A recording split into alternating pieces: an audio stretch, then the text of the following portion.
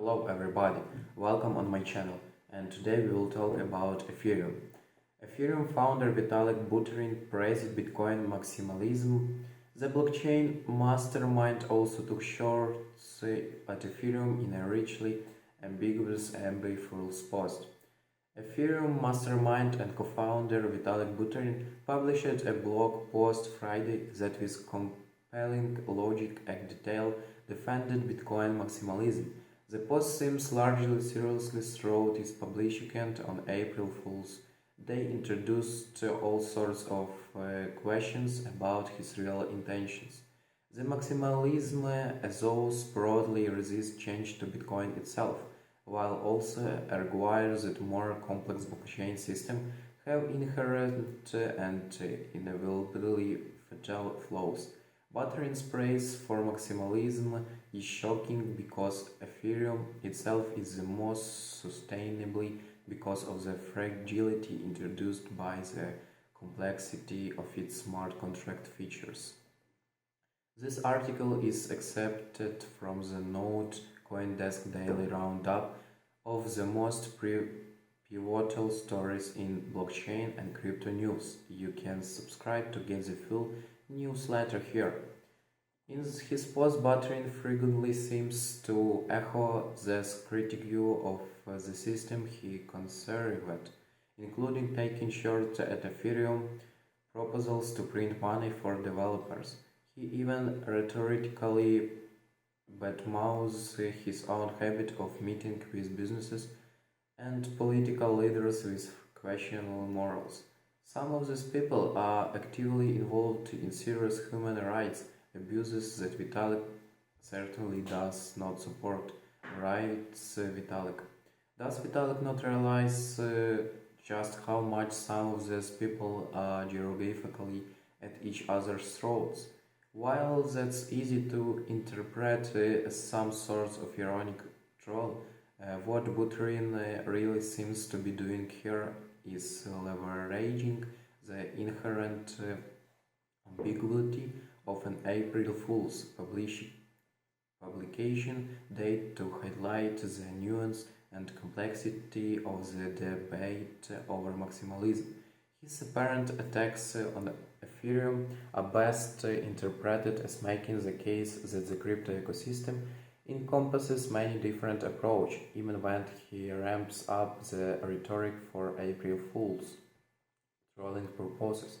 He described Team Blockchain implicitly, including many Ethereum folks, as privileging people in wealthy countries who love to virtue signal about moving beyond money and capitalism and who can't help being excited about decentralized governance experimentation as a hobby.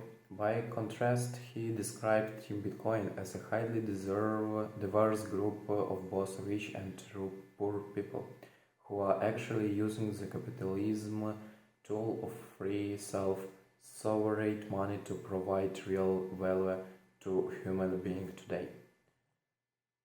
That seems somewhat tongue-in-cheek, since Buterin himself has endorsed decentralized governments as a useful innovation. But it's always worth remembering that the creator of Ethereum spent years enthralled with Bitcoin before hitting on a possible improvement. And he seems entirely sincere about the meat of his argument.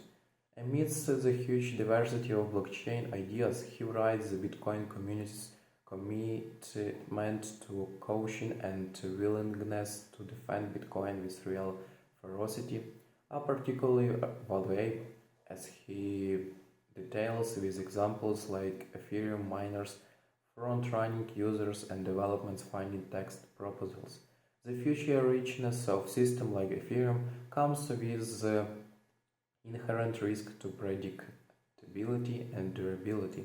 Ultimately, the big risk is that some complex features will threaten or undermine the decentralization of a system and make it vulnerable to hostile attack. Maximalism is also available for defense. requires as more money comes into the space in incentivizing short-term returns based on innovations that can undermine cryptocurrencies' core premise. Systemic effects are real. Buterin writes, and it's just not possible for a currency to enable an ecosystem of highly complex and risky decentralized applications without that complexity beating it back. Somehow, Bitcoin makes the safe choice. That safe choice, as Buterin spells it out, is to focus on just being money instead of introducing secondary functions that could undermine Bitcoin's monetary proposition. Bitcoin just being money reduced pressure for core developers to keep adding features to keep up with the competition and serve developers' needs, he writes. He credits the toxicity of maximalism with pushing back on the continuous pressures to innovate and introduce new risks. Vitalik Buterin on Ethereum's road not taken. Throughout Buterin doesn't explore the idea that just money assets also benefits the rest of the crypto ecosystem by providing a financial backstop for the more radical experiments in the space. Sometimes this is very direct, with Bitcoin serving as collateral for other tokens such as Terra. Thought recent uncertainty about the security of cross-chain bridges could be a threat to that role. I will admit I'm projecting a bit, applying my own frame to clarify ambiguous best appreciated in all its ambiguous playfulness, but squinting just slightly. You may see Buterin bigger point too, that when Bitcoin wins, everyone benefits. Thank you, local toxic maximalism. The significant holding power over the global network should be obviously. National security is a term often used to justify policies of surveillance, military developments, techniques, or other legal implementations. In its most benign form, national security is a defensive stance aimed at ensuring the safety, stability, and sovereignty of a given jurisdiction and is a stepping stone toward a more equitable global power distribution and possibly peace.